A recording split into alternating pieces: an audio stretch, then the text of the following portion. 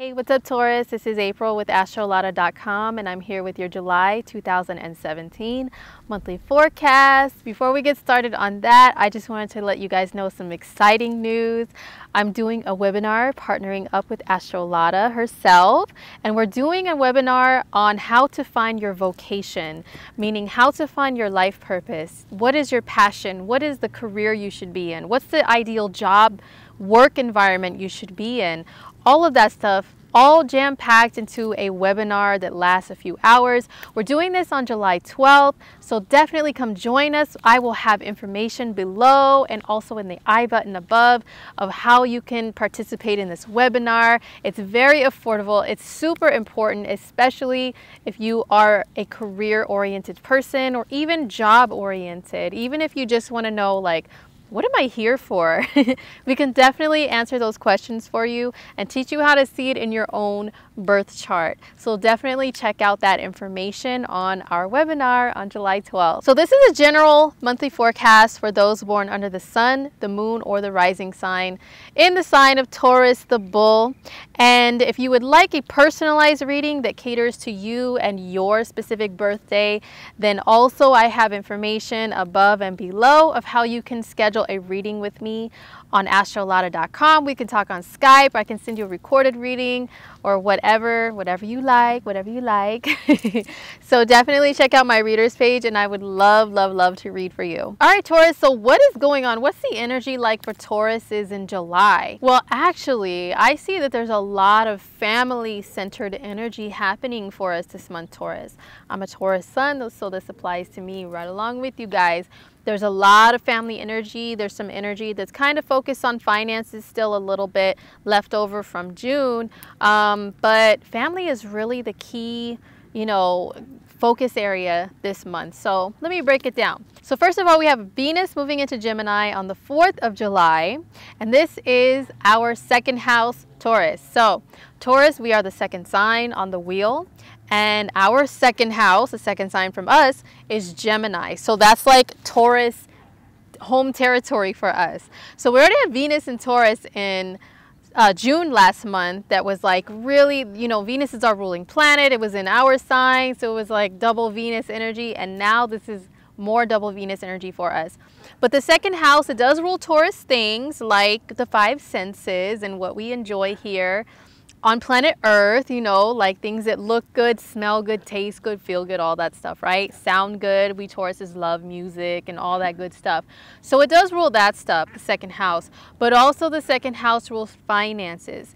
The finances that come from what you work for, working. Taurus is earning a paycheck. The second house is also your resources, like the air conditioning you have at your house, going through the house, the electricity, the water that you use at your home.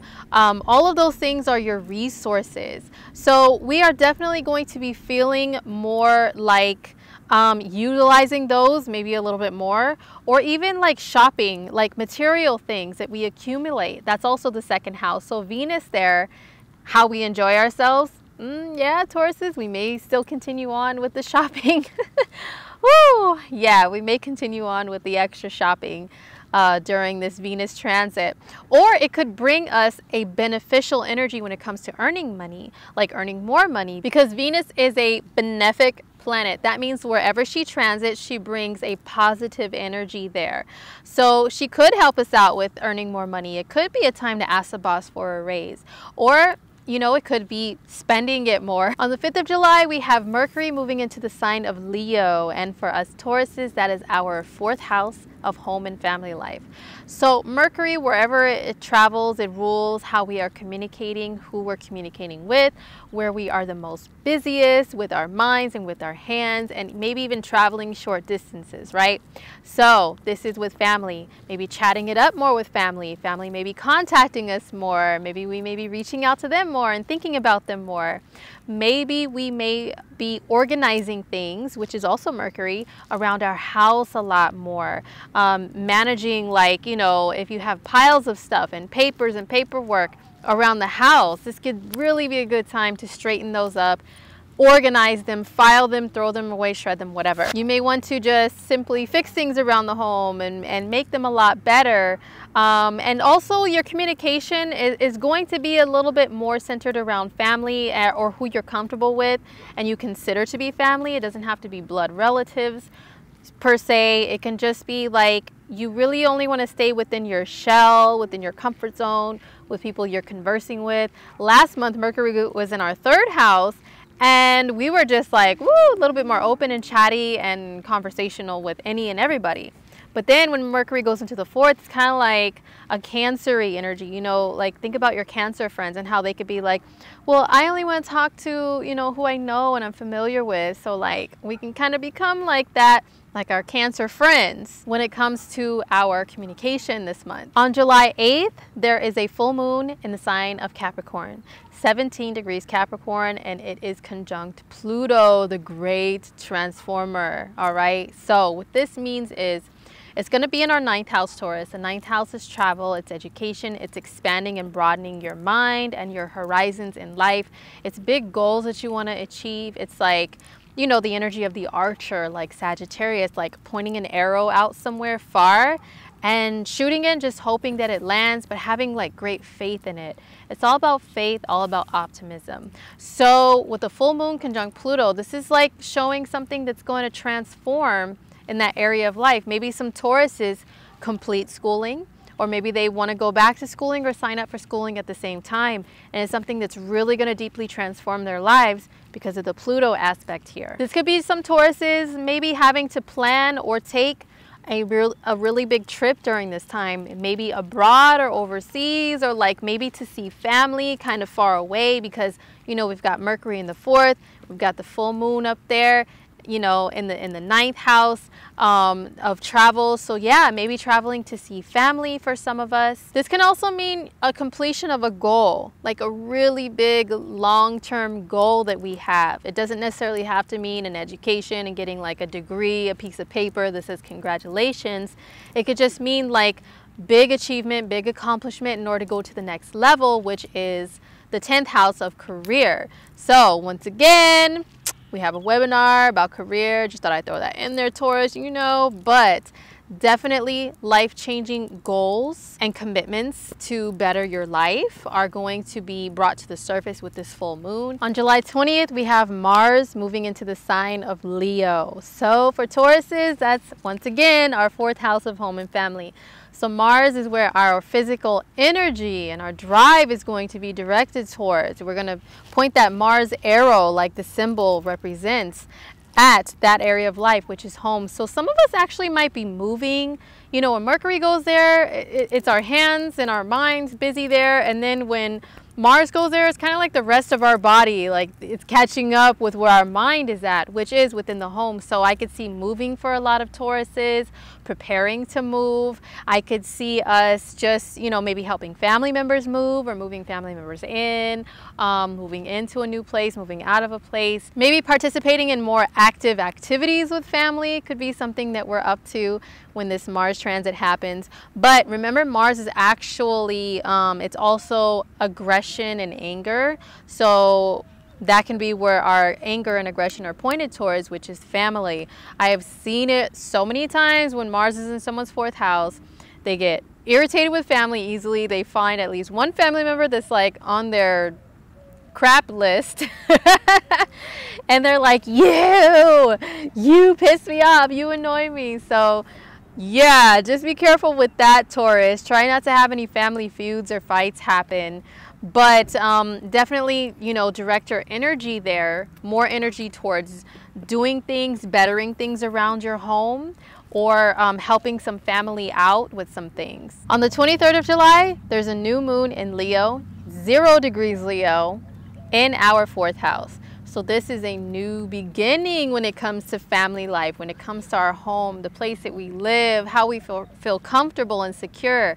New beginning there. So yes, this can be the completion of moving, or the completion of like some plans to move, or the decision made, you know what, we need to get out of this house, you know, we just need to get out of here, we need to move, we need to go somewhere else. Or maybe family members being I don't want to say kicked out, but for some people it might be, or family members just asked to leave or they decide to leave. Or it could be just a new beginning in the life of your family overall, Taurus. Hopefully it's some good new beginnings. And it could just be that you become closer with family. Maybe you rekindle a relationship with family members that are at a distance. Maybe you traveled there with the full moon, and then now with the new moon, it's like, you know what?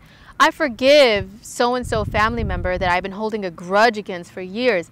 You know, we Tauruses can hold a grudge. You guys know that it's true. So hopefully this new moon can be like a reset, you know, a clean slate when it comes to family. On July 25th, there is Mercury moving into the sign of Virgo. And for we Tauruses, that is our 5th house. 5th house is fun, it's creative hobbies, it's kids, it's kid-like fun, and it's also romantic, casual dating relationships. So what could be going on here? Well, we could be busy with our kids. You know, this is the summertime in the northern hemisphere, and kids are out of school usually, and a lot of them may have some activities, and we may have to be very busy with them. You know, we've got 4th house transits happening at the same time. The sun is there. You know, Mars is there, so we could be very, very family-oriented people during this time.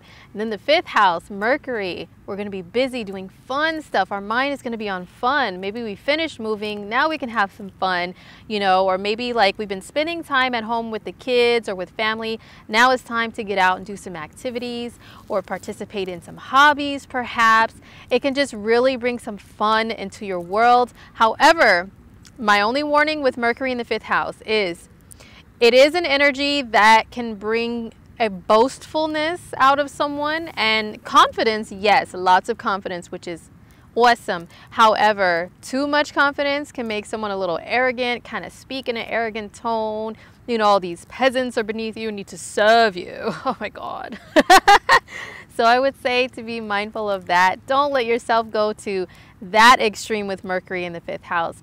But definitely have some fun, my Taurus people. As far as romance and dating, this is one of those transits where I see people go on those online dating sites or those dating apps because Mercury also rules communication through devices like our phones, you know, so you guys could be wanting to be extra chatty in the area of romance and casual dates, you know, and schedule some of those and flirt over the phone, texting or IMing or whatever. And then on the 31st, we have Venus moving into Cancer, which is our 3rd house. This is another one of those transits because the 3rd house is communication as well. And Venus is romance. So we've got this mutual reception kind of, well, it's not quite the average definition of a mutual reception in astrology, but it is kind of a mutual energy exchange because Venus can rule relationships and dating and romance. And then the 3rd house is communication. Mercury's communication. It's in a romantic house. So definitely some dating stuff, some switching things up, having variety, going on different dates, like I said, with different people on different days, you know, and maybe just wanting to change things up when it comes to your existing relationships as well, Taurus. Adding some variety, you guys getting out and doing new things, adding that spark, that romantic spark back into your relationship. So the end of the month, it looks pretty good, you know, relationship-wise, romance-wise. So aside from family focuses, this can definitely be a fun time towards the end of the month. All right, Taurus, so that was it for your July 2017 forecast. Thank you so much for tuning in. Don't forget to look below this video and also above this video for links to my readers page on Lada, where you can schedule a reading with me that is personally for you, and also to my webinar that I'm partnering up with Lada with that I'm so excited about. It's on July 12th. It is very affordable. It's going to be a lot of fun and very informative. So much information in that webinar we have planned to give you. So definitely check that out, and I hope to see you guys there. If not, then you know what? I'll see you in August for your monthly horoscope.